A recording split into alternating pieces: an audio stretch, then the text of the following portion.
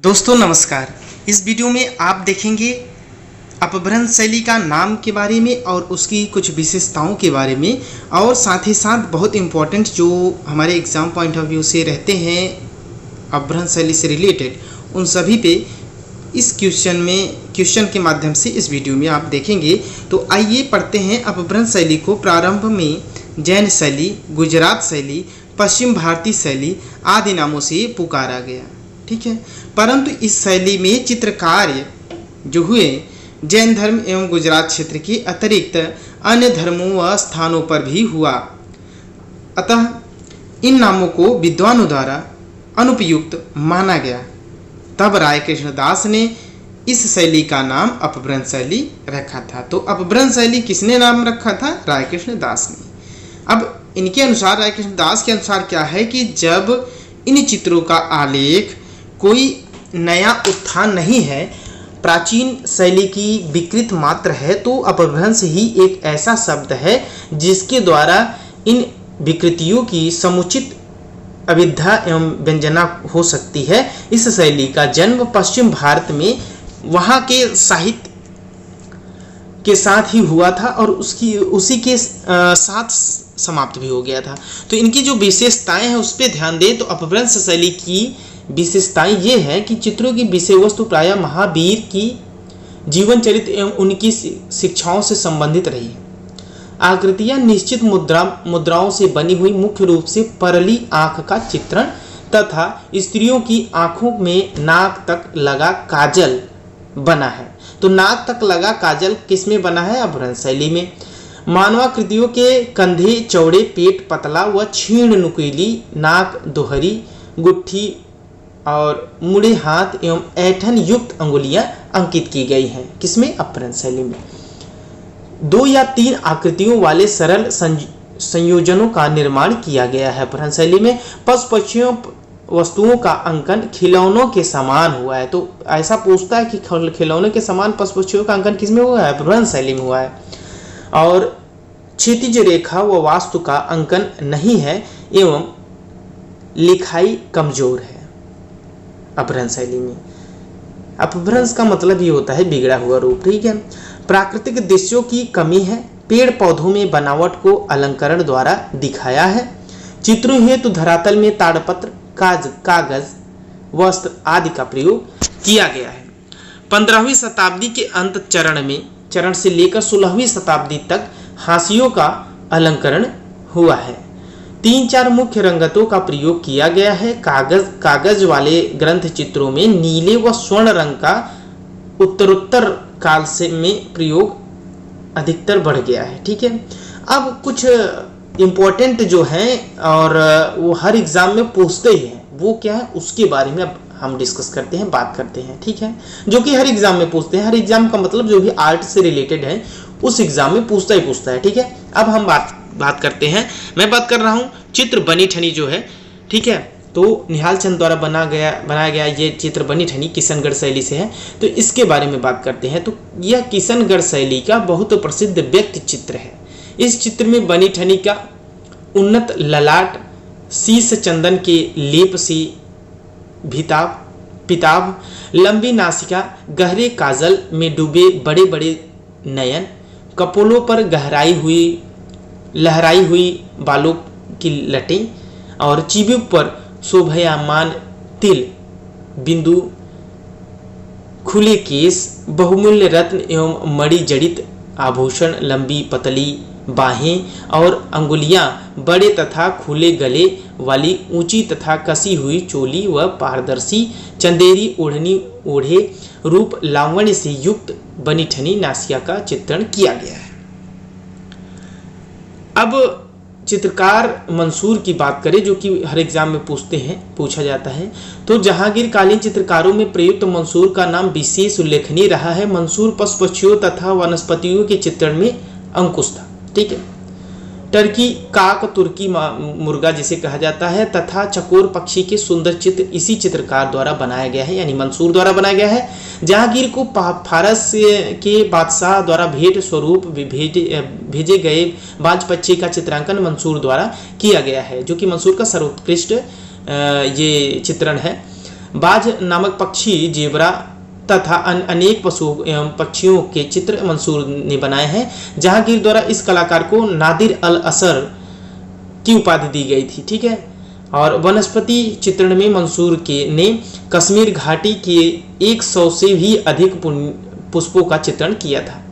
इन पुष्पों की प्रजातियों को सरलता से पहचाना जा सकता है। अजंता की चैत्य गुफाएं की बात करें, इम्पोर्टेंट में अजंता की चैत्य गुफाएं भी आती हैं, तो इस पे चर्चा करते हैं। तो अजंता में चैत्य और बिहार दोनों प्रकार की 30 गुफाएं विभिन्न कालों में उत्खनित की गई हैं, जिसमें से चैत्य गुफाएं कौन कौन से हैं? 9, 10, 19, 26, 29, 5 ये चैत्य गुफाएं हैं। और चैत्य बौद्ध भिक्षुओं का पूजा उपासना के स्थान है। ठीक है। तो चैत्य से रिलेटेड क्वेश्चन पूछते हैं, इसलिए चर्चा किया जा रहा है। अब आते हैं चौर पंचशिखा। चौर पंचशिखा जो है सिक्का, ये चित्र मेवाड़ चित्र शैली की अनूठी छाप हमें 1540 ईस्वी के चौर पंचशिखा ग्रंथ चित्रों में देखने को मिलती है। इस ग्रंथ को प्रतापगढ़ में चित्रित किया गया था। यह एक प्रेम ग्रंथ है जिसमें चित्रों के द्वारा प्रेम भावों को स्पष्ट किया गया है।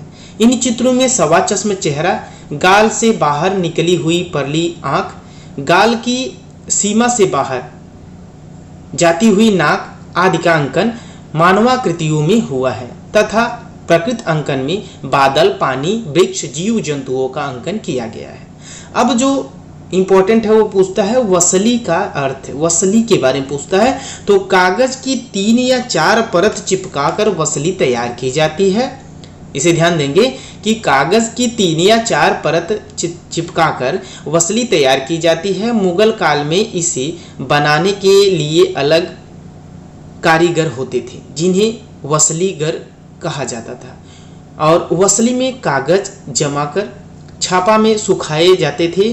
तब कभी कभी कुछ वायु रह जाने से वसली में डबके भी पड़ जाते थे जो घुटाई से निकल जाते थे।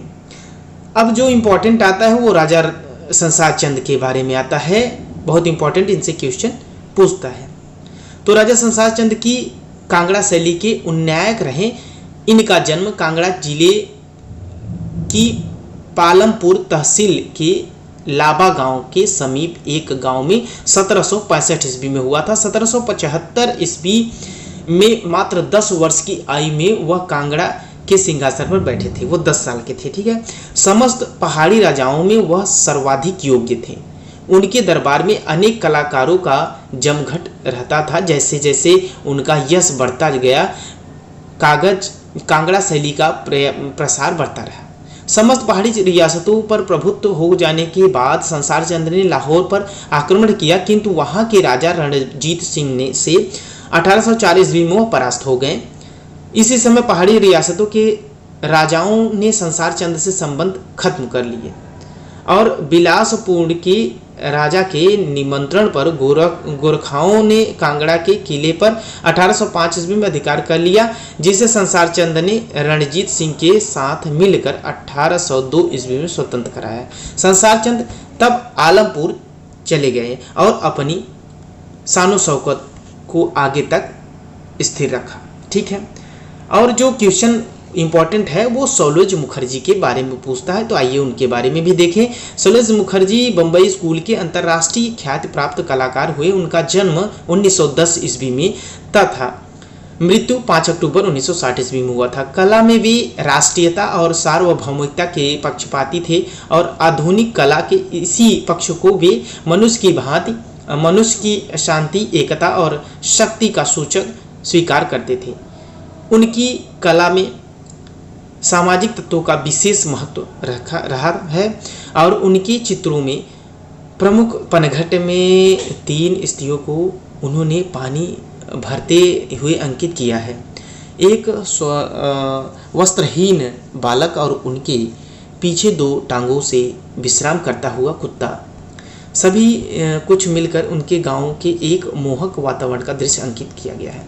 यामिनी राय जो कि बहुत इंपॉर्टेंट है, इनके बारे में देखें तो यामिनी राय का जन्म 10 अप्रैल 1887 ईस्वी में पश्चिम बंगाल के बांकुरा क्षेत्र में बेलिया तोड़ गांव के जमींदार राम रतन राय के यहाँ हुआ था। यामिनी राय ने पुनरुत्थान काल के लोक चित्रकार के रूप में ख्याति अर्जित की। उन्होंने चित्रों में हमेशा घर में प्रयुक्त होने वाले सामग्री का अपनाकर, जैसे लाल रंग के सिंदूर, गेरू, हिरोजी, हिंगूर, पीले रंग के पेवड़ी, हल्दी, नीले रंग के नील, काले के लिए काजल इत्यादि का प्रयोग अपने चित्रों में करते थे। उनके प्रसिद्ध चित्रों में मदर एंड चाइल्ड्स, ढोलक वादक, संथाल स्त्रियां, सीता की अग्नि परीक्षा, घोड़ा गाड़ी आदि प्रमुख चित्र रहे हैं। इनकी 24 अप्रैल 1972 में इनकी मृत्यु हो गई थी।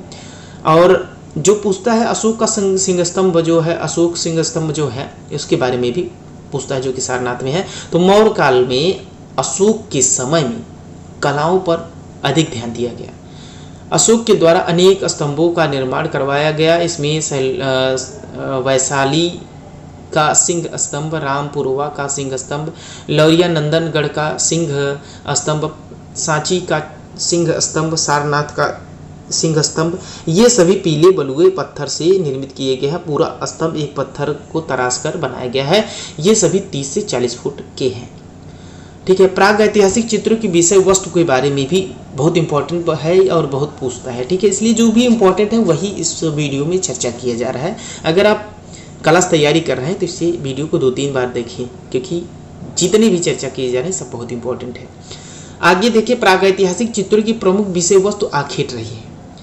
इसके अतिरिक्त सुअर, गैंडा, भालू, बारहसिंघा, हिरन, बैल, हाथी, घोड़े, चीते, भैंस, जिराफ जैसे पशुओं की विभिन्न पक्षियों का अंकन किया गया है। नवप्रस्तर युग के दूसरे स्तर की चित्रकारी में घुड़सवार पशुओं को चराते हुए, उन्हें दूहते हुए व कृषि आदि कार्यों में व्यस्त आदिम मानव का अंकन किया गया है। स्त्री, पुरुष व बच्चे सभी मानवाकृतियों को तरीक, मान, भाले, लाठी, त्रिशूल, कुल्हाड़ी, गंडासा आदि शस्त्रों के साथ दिखाया गया है। और स्वस्तिक चक्र जो है तथा विभिन्न प्रतीकात्मक पुष्प पत्तियों का भी अंकन हुआ है। अब लास्ट में क्वेश्चन ये पूछ लिया है कि मुकुंदी लाल का नाम किस शैली से जुड़ा है। बहुत इंपॉर्टेंट है, इसलिए मैंने इसमें रखा। 1908 ईस्वी में मुकुंदी लाल ने गढ़वाल शैली का पता लगाया था, तो गढ़वाल शैली से जुड़ा है मुकुंदी लाल। ठीक है। Thank you for watching my video.